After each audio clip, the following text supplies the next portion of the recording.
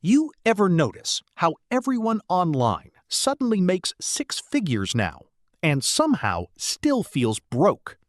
Like every dude on LinkedIn is thrilled to announce a new remote tech job paying $140,000 a year. And then 2 posts later, he's asking if anyone knows a more affordable city with decent vibes. That's not an accident.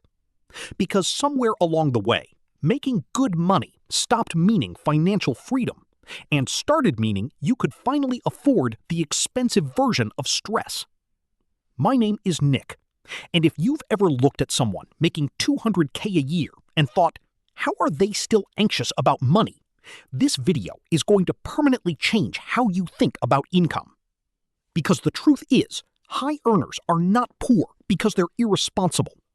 They're poor because modern life quietly scales to consume every dollar they make. And the craziest part? The higher your income goes, the more socially acceptable your financial mistakes become. So hit subscribe if you want to understand money in a way school never taught you. Because today, we need to talk about the most dangerous financial trap in modern America. The moment your lifestyle starts upgrading faster than your wealth. Let me introduce you to Ethan. Ethan is 32, works in tech, makes $185,000 a year. From the outside, he looks rich. Luxury apartment, standing desk, cold plunge, organic groceries, Tesla, airport lounge access, a coffee machine that sounds like a Formula One engine every morning. But here's what Ethan's actual financial situation looks like. $4,200 apartment, $1,100 car payment, $600 student loans, $400 minimums on 2 credit cards, $900 eating out because nobody with a corporate Slack job has cooked a real lunch since 2017. Then subscriptions, travel, gym, clothes, dog insurance, wedding flights, quick little weekend trips. By the end of the month, Ethan has $2,700 left. That sounds good until you realize one unexpected layoff turns his entire life into a countdown timer. 3 missed paychecks and the illusion collapses. And this is the weird thing nobody talks about. High earners often feel poorer than middle-income people because their entire identity gets attached to maintaining the appearance of success. Middle-class people fear not becoming rich. Upper-middle-class people fear falling backwards. Completely different psychology. See, once you start earning serious money, the world starts offering you upgraded versions of literally everything. And I mean everything. You don't just buy coffee anymore. Now it's ethically sourced, ceremonial-grade matcha, harvested by emotionally balanced monks in northern Japan. You don't get an apartment. You get luxury living experiences. You don't buy groceries. You subscribe to protein. Every purchase becomes an identity statement. And financially speaking, that's catastrophic. Because lifestyle inflation is not one big purchase. It's death by 9,000 tiny upgrades. The nicer gym, the better flights, the premium seats, the organic food, the just this once vacations. Your income rises, and suddenly your baseline definition of normal mutates into something absurd. This is why people making $70K sometimes feel calmer than people making $200K. The $70K person still understands limits. The $200K person got tricked into thinking they escaped them. They didn't. Their limits just became more expensive. And here's where this gets genuinely dangerous. Most high earners don't realize they're broke because the modern economy hides financial stress behind convenience. Back in the day, being broke looked obvious. Now, it looks aesthetic.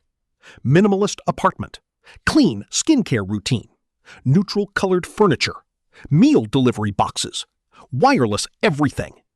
Debt has incredible branding now. A guy financing a $70,000 truck used to look reckless.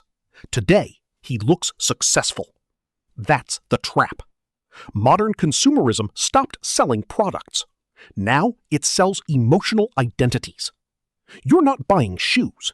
You're buying the feeling that your life is progressing. You're not financing a car. You're financing reassurance. You're not ordering takeout. You're purchasing exhaustion recovery because your job drained your ability to function like a human being. And corporations understand this better than you do, which is terrifying. Let's talk about the real reason six figures doesn't feel rich anymore. Housing. Of course it's housing. Because housing quietly consumed the entire middle-class dream while everyone was distracted arguing online. In 1980, the median house cost about 3 times the median household income. Today, in many cities, it's 7 to 12 times income. In some places, the math looks fake. And once housing explodes, everything else breaks with it. Because expensive housing creates expensive lives.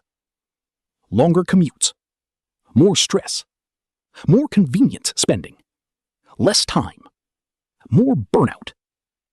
And burnout is expensive. Exhausted people spend money constantly. They order food, buy convenience, impulse shop, take expensive vacations to emotionally survive jobs they needed to afford the lifestyle they built to cope with the stress from the job. That sentence sounded insane. Unfortunately, it's real. Here's the craziest part about high-income burnout. The higher your salary gets, the harder it becomes to tell whether your purchases are actually improving your life. Because eventually, every upgrade delivers diminishing emotional returns. Your first nice apartment? Amazing. Your second? Cool. Your third luxury building with resort-style amenities and cucumber water in the lobby? Congratulations! You're paying an extra $2,000 a month for slightly better sadness. Human beings adapt frighteningly fast. That Tesla feels life-changing for about 4 months. Then it becomes the car. The expensive watch becomes wrist furniture. The upgraded kitchen becomes background scenery. Your brain normalizes luxury almost immediately. But the monthly payment? That part stays emotionally committed forever. And social media made this infinitely worse. Because now everybody is accidentally competing in a financial battle royale against people they've never met. A girl making $85K watches influencers living in penthouses and suddenly feels behind. A lawyer making $220K watches hedge fund guys online talking about private equity and feels broke. Comparison used to happen locally. Now it happens globally. You are psychologically comparing your normal life to the highlight reels of 8 billion people. Of course your salary feels small. Your brain was not designed for this.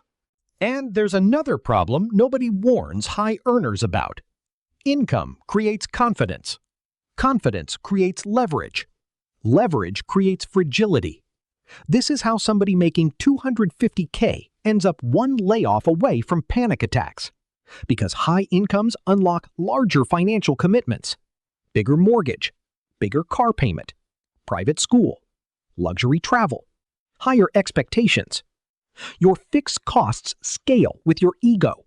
And fixed costs are dangerous because they remove flexibility. Wealth is flexibility, not income. That's the misunderstanding. A person making $90K with low expenses and investments is wealthier than someone making $240K chained to massive monthly obligations. But society only notices the second person because the second person looks richer. Modern finance is mostly theater. Let me show you how this actually plays out.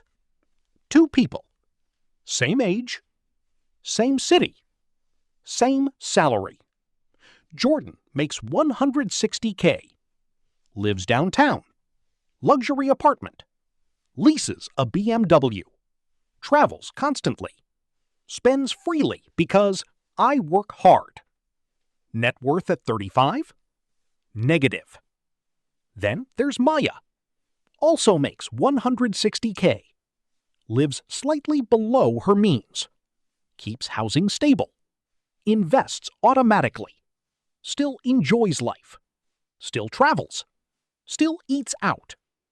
But she avoided the fatal mistake. She never let her lifestyle fully absorb her raises. By 35, she has $420,000 invested. Jordan has Instagram stories. Maya has options. And options are the closest thing money can buy to freedom.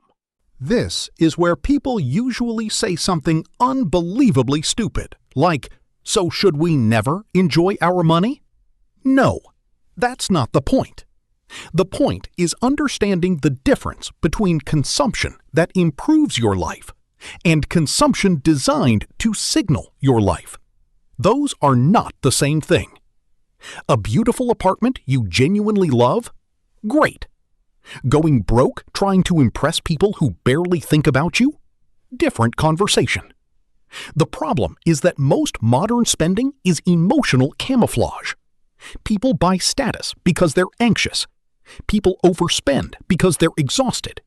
People upgrade because they're scared of feeling left behind. And companies have built trillion-dollar systems around monetizing those emotions. Now here's where this gets deeply unfair. High earners often get punished the hardest by taxes, burnout, and expectation inflation simultaneously. You finally break into a high-income bracket, and suddenly everyone assumes you're rich. Friends expect more. Family expects more. The government definitely expects more. Meanwhile, your actual life costs doubled just existing in the environments that created your salary, especially in cities. A $250K salary in Manhattan can feel mathematically identical to $90K somewhere else. That's not exaggeration. That's housing. Again, always housing. But there's one more psychological trap here that matters even more. Most high earners quietly assume they'll always make high income.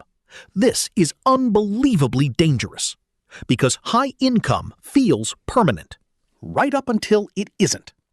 Industries change, layoffs happen, burnout happens, health issues happen.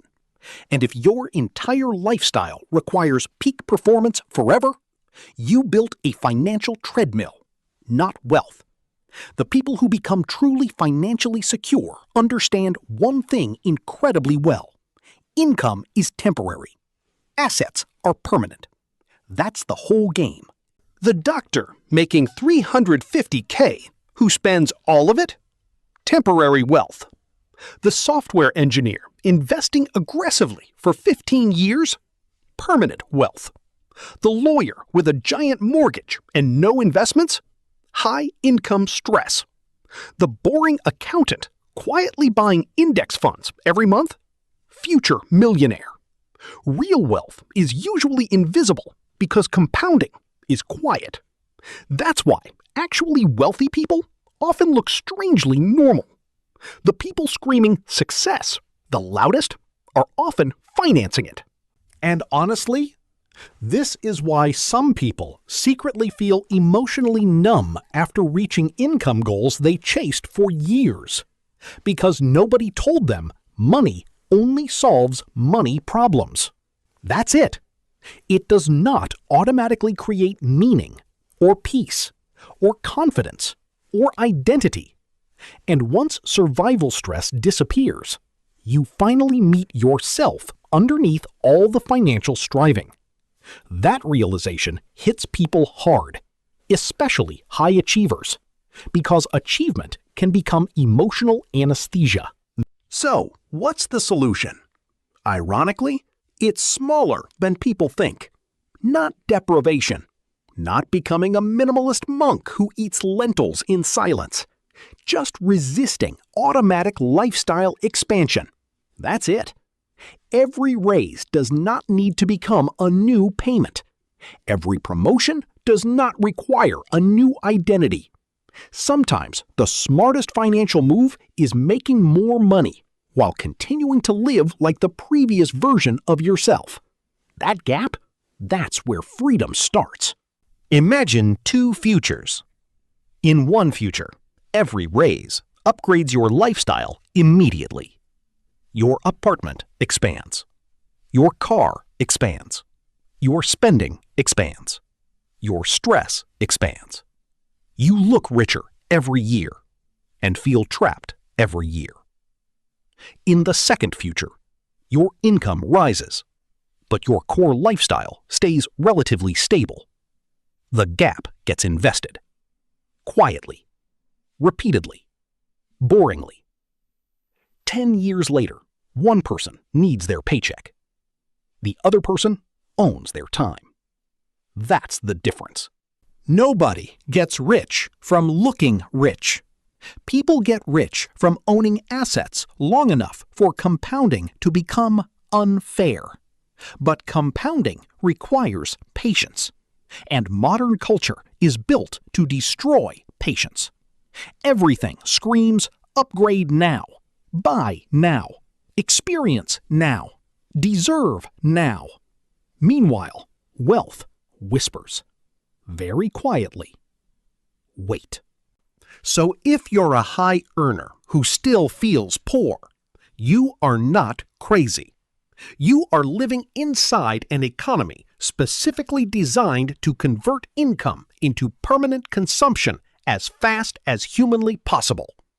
The solution is not necessarily earning more.